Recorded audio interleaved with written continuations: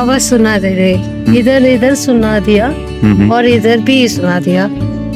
बंसीवट एक ऐसा जगह है, ठाकुर जी की प्रिय स्थली में से एक स्थली बंसीवट। बंसीवट में दिन भर का समय ठाकुर जी व्यतीत किया करते थे बालावस्था।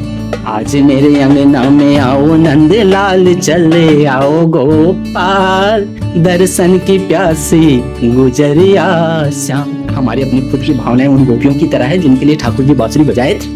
और ये गोपियां कोई स्त्री या पुरुष नहीं है, ये भाव है। चार पहर बंसीवट भटके, सांझ परे घर आयो, मैया मोरी मैंने माखन खायो।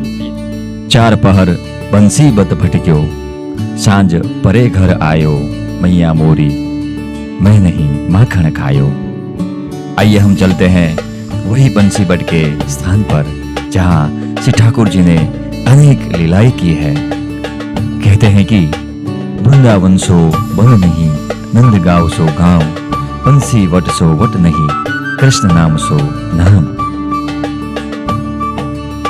यह बंसी बट वही स्थान है जहां भगवान श्री कृष्ण नित्य गाय चराने आते थे और बांसुरी बजाया करते थे। कहा जाता है कि आज भी अगर आप इस पेड़ के पास जाके कान रखकर सुने तो मीठे मधुर बांसुरी और ढोल बुतुन की आवाज सुनाई देती है। माना जाता है कि भगवान श्री कृष्ण इस पेड़ के नीचे बैठकर बांसुरी बजाया करते थे और गोपियां उसकी मीठी मधुर बांसुरी की आवाज सुनती रहती थी। हम भी जब ब्रज 84 कोष दर्शन के महिमा के लिए बंसीपट का दर्शन के लिए वहां पहुंचे, तब दक्षिण भारत से एक बहन आई हुई थी दर्शन के लिए और उसने ये बंसीवट का भाव व्यक्त करते हुए कहा। राधे राधे, जय श्री कृष्ण। ये गायत्री देवी है जो हमें बंसीवट में मिली और थोड़ा मुझे इसलिए अच्छा लगा कि उसने हमें भाव व्यक्त किया कि आप यहाँ आओ, आपको थोड़ी थोड़ी आवाज सुनाई देगी बंसी की। मुझे तो महसूस हो रही है, तो मुझे और इच्छा हुई कि ये हृदय का भाव होना चाहिए। अभी महाराज जी ने बताया हृदय से भाव से जो लोग आएगा भाविक, तो उसको वो महसूस जरूर होगा। बहुत पुराना ये वट वृक्ष है, तो मैं थोड़ा आपसे पूछूंगा देवी जी कि आपको एक महसूस हो रहा है यहाँ पर? राइट, मतलब क्या आप फील कर रही हो कि ये जो सही में जो ये कथाएं हम सुनते आ रहे हैं, क्या महसूस हो रहा है आपको कि सही में यहाँ को आपको आवाज सुनाई दे रही है? आवाज सुना दे रहे, इधर इधर सुना दिया और इधर भी सुना दिया। कहने का जो भाव हो रहा है, नहीं इससे हमारा जो भाव है ना वो दृढ़ होता है।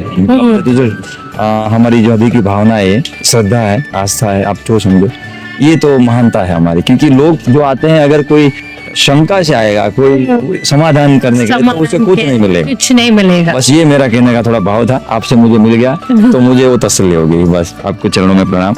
राधे राधे, जय श्री कृष्ण, राधे राधे। अभी हम पहुंचे हैं बंसीवट पे और यहाँ ऐसा सुनाई दिया है कि यहाँ एक वट वृक्ष है जहाँ से बांसुरी की मीठी मीठी आवाज आ रही है। तो क्या है इस स्थल का महत्व और क्या है इसकी लीला, हम जानेंगे प्रभु जी से। जय श्री राधे। बंसीवट बिहारी लाल की जय, नामा भैया की जय, बरसाने वाली की जय। जय श्री राधे श्याम। मेरा नाम संतों का दिया हुआ, हमारे गुरुदेव भगवान का दिया हुआ एक छोटा सा नाम लखनदास है। और मैं बंसीवट पीठाधीश्वर महामंडलेश्वर श्री श्री 1008 श्री जयरामदास जी महंत का शिष्य हूँ। और एक सपने को लेके वृंदावन आया था। मैं पहली बार आया था लाइफ में। सन्यास की सपना था, क्योंकि वैष्णव परिवार से बिलोंग करता हूँ, छत्तीसगढ़ से बिलोंग करता हूँ। परिवार में परंपरा चले आ रहा है, कोई ना कोई साधु संत हुए हैं, महात्मा हुए हैं, बाल ब्रह्मचारी हुए हैं। बस उसी को निभाने में ठाकुर जी की असीम कृपा और हमारे गुरुदेव भगवान बंसीवट पीठाधीश्वर महामंडलेश्वर श्री श्री 1008 श्री जयरामदास जी महंत के माध्यम से वो बंसीवट आके पूरा हुआ है। मैंने बंसीवट नाम का जगह का नाम तक नहीं सुना था, तो ये उनकी असीम कृपा ही है। इस नारायण को अपने चरणों पे बैठा के रखे हैं, ये उनकी कृपा है। तो आपकी देखिए, बंसीवट एक ऐसा जगह है, ठाकुर जी की प्रिय स्थली में से एक स्थली बंसीवट। बंसीवट में दिन भर का समय ठाकुर जी व्यतीत किया करते थे बालावस्था में। गोपियां अक्सर शिकायतें करती थी ना मैया यशोदा के पास कि आपका कान्हा जो है माखन मिश्री चोरी करते हैं। तो ये गोपियों का एक भाव ही है भाव है। कि किसी भी प्रकार से लल्ला को घर से बाहर निकाल के हमारे सामने डांटे फटकारे मैया यशोदा और उनका दर्शन हमें हो जाए। हकीकत तो ये है कि ये गोपियां खुद चाहती थी, चिंतन करती थी मन ही मन ठाकुर जी का कि ठाकुर जी खुद से आए और हमारे घर में वो माखन मिश्री का भोग लगाए तो हमारा जीवन भी धन्य हो जाए। कहते हैं ना, आज मेरे अंगना में आओ नंद लाल चले आओ गोपाल, दर्शन की प्यासी गुजरिया श्याम। अंगना में आओ प्यारे माखन खाओ, मीठी मीठी बत्तियां सुनाओ, नंद लाल चले आओ गोपाल, वाह। दर्शन की प्यासी गुजरिया श्याम। तो क्या है, वो खुद दर्शन की प्यासी रहती थी ये सब गोपियां। और बंसीवट का नाम सुनते ही, जैसे कि महाराज जी ने अभी कहा कि एक वट वृक्ष है जहाँ पे बांसुरी का आवाज सुनाई पड़ता है, कि तो ये सब भावनाओं का खेल। भावना का खेल। कहते हैं ना, जाकी रही भावना जैसी प्रभु मूरत देखी थी। तो इससे ही बंसीवट का नाम सुनते ही चैनल्स वालों के माध्यम से या यूट्यूबर्स के माध्यम से या किसी के मुख से लोग सुने रहते हैं घर में बैठ के कि एक बंसीवट नाम का एक जगह है, वट वृक्ष पे जगह लगा कान लगाने से बांसुरी का आवाज सुनाई पड़ता है। हम ये चिंतन करना भूल जाते हैं, हम ये सोचना भूल जाते हैं कि ठाकुर जी ने बांसुरी बजाए किसके लिए थे, गोपियों के लिए, गायों के लिए, श्री जी के लिए। और ये सबके सब साधारण थे नहीं। आदमी घर से एक्साइटेड होके आ गया और आते ही चढ़ गया जूता चप्पल पहने ऊपर ही, और सुन नहीं पाता। जबकि ठाकुर जी खुद भी यहाँ ठाकुर जी की लीला जो है खुले पैरों से हुआ है ना। और आदमी आके चढ़ गया, लगाया कान, कुछ आभास हुआ नहीं बांसुरी का, क्योंकि पहले से फिक्स कर रखा है कि मुझे बांसुरी का आवाज सुनाई पड़ना है। क्या हमारी अपनी खुद की भावनाएं उन गोपियों की तरह है जिनके लिए ठाकुर जी बांसुरी बजाए थे? और ये गोपियां कोई स्त्री या पुरुष नहीं है, ये एक भाव है। भाव है। और वो आपके अंदर भी हो सकता है, किसी के अंदर भी हो सकता है, एक स्त्री के अंदर भी हो सकता है। तो एक भाव है गोपी। और ठाकुर जी क्या है, भाव और प्रेम की ही तो भूख है। और ये वृंदावन क्या है, प्रेम की ही तो नगरी, प्रेम की तो नगरी है, बिल्कुल।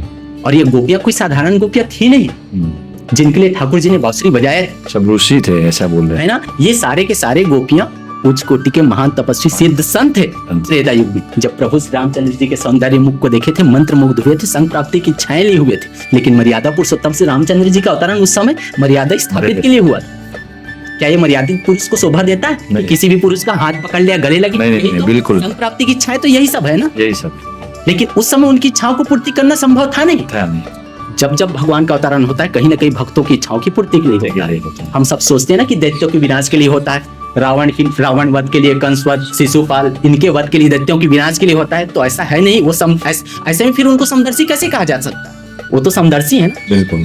जितना देवताओं पे उनकी कृपा है उतना दैत्यों पे भी है। इसलिए तो कहते हैं ना, एक ही बाण प्राण हर लीन दिन जानते ही निज पद दिन। तो ये सब पे समान कृपा ही है उनका, उनका स्वभाव ही ऐसे है। करुणा निधान सब पे उनकी कृपा, जितना हम पे कृपा उतना आप पे भी है। इसलिए तो वंशीवट में हम क्योंकि उनकी कृपा के बगैर तो ये संभव नहीं हो सकता है। क्योंकि उनके कृपा के बगैर, श्री जी ठाकुर जी की कृपा के बगैर तो एक इंसान का वृंदावन प्रवेश नहीं हो सकता। ये तो ठाकुर जी का प्रिय स्थली वंशीवट है, जहाँ दिन भर का समय ठाकुर जी व्यतीत करते थे। गोपियां जब शिकार, जब उनका दर्शन किसी को होता नहीं था, जब माखन चोरी नहीं हुआ मतलब दर्शन भी नहीं हुआ, तो ये सब गोपियां आपस में मंत्रणा करते थे कि अब उनका दर्शन कैसे किया जाए। तो प्लानिंग करके मैया यशोदा के पास जाते थे और मैया यशोदा के पास जाके अपनी शिकायतें सुनाने लगते थे। जो नहीं हुआ रहता था वो भी सुनाते थे, ताकि घर से बाहर निकाले, हमारे सामने डांटे फटकारे उनका दर्शन हमें हो जाए। तो गोपियों की शिकायतें सुन के मैया यशोदा एक दिन लल्ला का हाथ पकड़ के पूछ लेती कि लल्ला तो सच्चे बताइए, तो सच में किसी के यहाँ जाके चोरी करते हो, वो भी माखन मिश्री का? जबकि माखन मिश्री का भंडार हमारे यहाँ भरा पड़ा है, तो तुम्हें जरूरत क्या है दूसरे के यहाँ जाके चोरी करने की? जो आए दिन गोपियों की शिकायतें आने लगे घर पे। ठाकुर जी के अष्ट सखाओं में से एक सखा थे सूरदास जी। सूरदास जी भाई, किसी का शिकायत हो तो अपना पक्ष नहीं रखेंगे आदमी। तो सूरदास जी के पद के हिसाब से समझने की कोशिश करते हैं।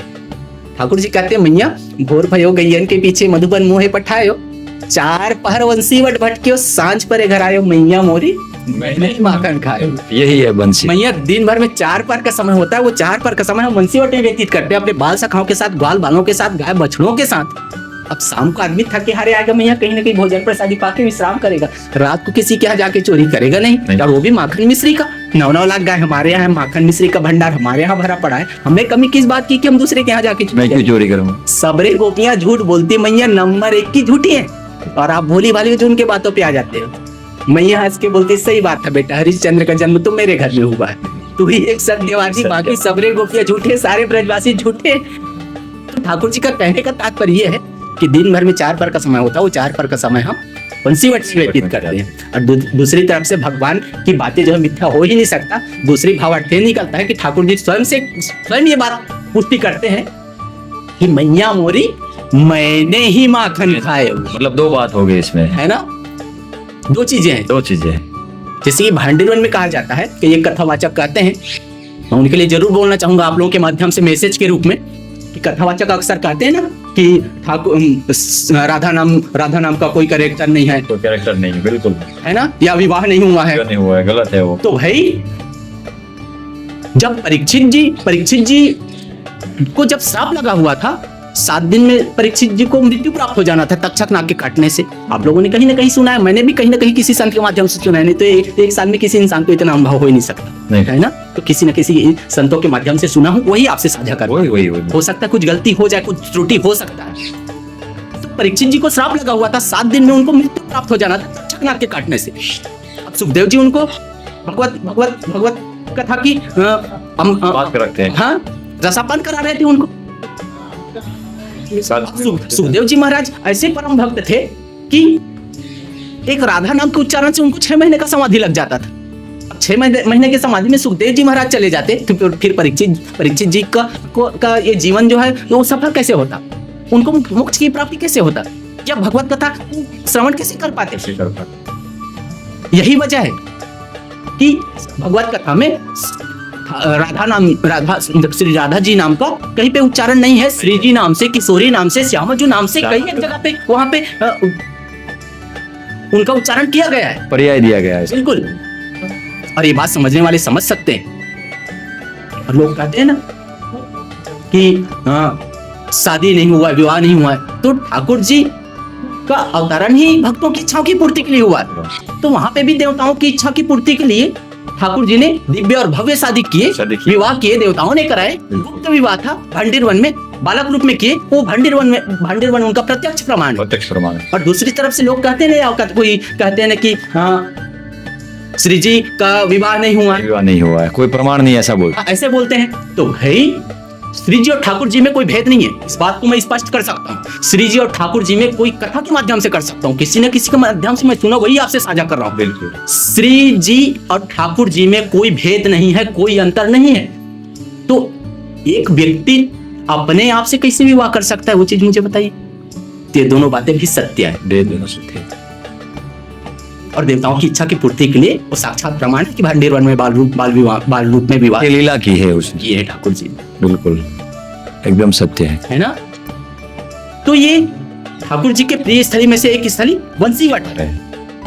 और ये पूरे ठाकुर जी की जो अवतारण जो है वो प्रेम की स्थापना के लिए हुआ। और ये वृंदावन क्या है, वनों में तो कई एक वन है, निधि वन, बेल वन, ताल वन, भद्रवन, वनों में श्रेष्ठ वन वृंदावन। वृंदा मीन्स तुलसी का वन वृंदावन। किसी महापुरुष ने, किसी संत ने बड़ा अच्छा परिभाषित किया है कि ये ब्रज 84 कोस पूरे प्रेम की नगरी है। कहते हैं प्रेम की पिपास देख देख निज प्रेमियों को प्रेम का समुद्र सीमा तोड़ के बहाया है। भावुक रसीले जन निराश न होंगे, अब कामना की पूर्ति हेतु कल्पतरु लगाया है। चिंतामणि जटित चारों चादर बिछाई, जहाँ भांति प्रति भांति कुंज कुंज से सजाया है। भारत का भूषण तिलक तीनों लोगों का, भक्तों के वास्ते हेतु एक वृंदावन बनाया है। बोलो वृंदावन बिहारी। मूल भाव महाराज का ये हुआ, आपकी जो ये मैंने जो श्रवण की पूरी तरह से ये स्थल के साक्षी मान के मैं बोल रहा हूँ कि मूल भाव ये है कि किसी का भी प्रमाण मत मांगे, अंदर से भाव होना चाहिए। अगर आप यहाँ बंसी की आवाज सुनना चाहेंगे तो आप ऐसे नहीं सुन पाएंगे, लेकिन अंदर से अगर गोपी भाव से आएंगे, अंदर से हृदय का भाव होगा, तो आपकी ठाकुर जी की लीला का दर्शन अवश्य होगा। और कुछ ना कुछ आभास जरूर होता है।